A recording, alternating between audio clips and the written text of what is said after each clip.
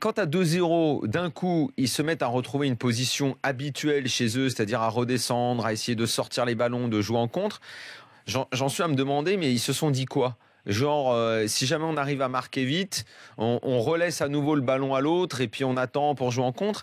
Est-ce que c'était ça le calcul? Auquel cas, il était pas terrible comme calcul, parce que tu as envie de leur dire, mais vous avez pressé pendant un quart d'heure, 20 minutes, tu pouvais pas essayer de le faire encore un petit peu, tant qu'à faire, histoire d'enfoncer le clou? Parce qu'après, moi, je veux bien comprendre, qu'ils se sont dit, ok, 2-0, c'est tellement énorme. Reprenons une position attentiste comme on a l'habitude de faire, et puis on remettra le pressing un petit peu plus tard dans la rencontre. On refera une grosse séquence, peut-être en début de seconde période. C'est peut-être ce qui était prévu.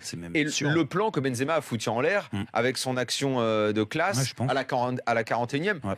Je me suis demandé ça, mais ça, on n'a pas d'explication. Donc on élabore des théories là-dessus. C'est un petit peu compliqué. Mais néanmoins, je me dis qu'un quart d'heure simplement, je ne crois pas qu'ils aient prévu de mettre 2 buts en un quart d'heure. C'est quand même un peu gros.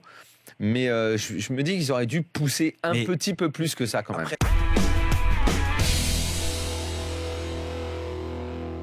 L'Atlético a pas a priori le profil d'une équipe pour faire la remontada, pour faire une remontada. C'est-à-dire, autant si le Barça, enfin une équipe, on va dire, technique aura un atout supplémentaire dans le fait de le faire. Déjà, pour faire une remontada, déjà, il faut une grinta du tonnerre, il faut être capable de mettre une énorme intensité, un gros pressing, et en plus, la technique te permettra de faire l'exploit. L'Atlético, ils sont capables de faire la première partie. La deuxième partie, c'est plus compliqué pour eux. La première partie, c'est donc le côté grinta. Mais à l'arrivée, ils le font, t'imagines, au bout d'un quart d'heure, de 0. Ils l'ont pas fait assez longtemps. Et le problème, c'est que je ne crois pas qu'ils avaient les moyens de le faire très longtemps, et c'est là que ça nous ramène à ce qu'on dit, qui est une banalité mais qu'il faut toujours rappeler, c'est que le match de Coupe d'Europe aller-retour, eh bien il y a un match aller, et qu'une équipe comme l'Atlético qui s'est permis contre son gré de se déchirer à ce point sur le match aller, parce que le Real était bon, d'accord, mais l'Atlético, c'est quand même rare de les voir se faire cogner 3-0 comme ils se sont fait cogner à l'aller.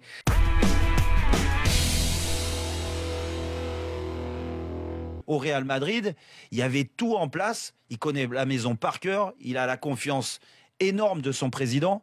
C'est quand même voilà, et les joueurs le respectent. L'aura auprès des supporters, ça compte aussi. Auprès des supporters, et les joueurs le respectent énormément. Alors après, tu vas me dire que le respect, ça vaut pendant 1 mois ou 2, et puis après, si tu fais n'importe quoi aux entraînements et si tu leur apportes rien, les joueurs ils te lâchent. On est d'accord. Mais là, à l'arrivée, vu qu'il a gagné la Ligue des Champions au bout de 6 mois, qu'il était là, bien sûr que ça lui donne du crédit. Et là, il est totalement dans la continuité.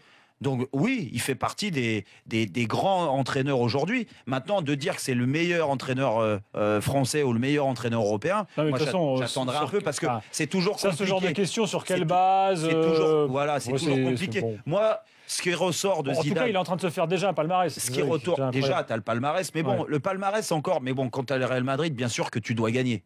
Sinon, tu restes pas en place, on est d'accord. Mais on va mettre de côté le palmarès. Moi, ce que j'aime dans Zidane aujourd'hui, c'est que l'équipe, elle lui ressemble, tout simplement. Voilà, cette sérénité ce soir, dans un moment où ils auraient pu paniquer, ben on l'a ressenti. Et ça, c'est pas tous les coachs qui arrivent à mettre ça en place.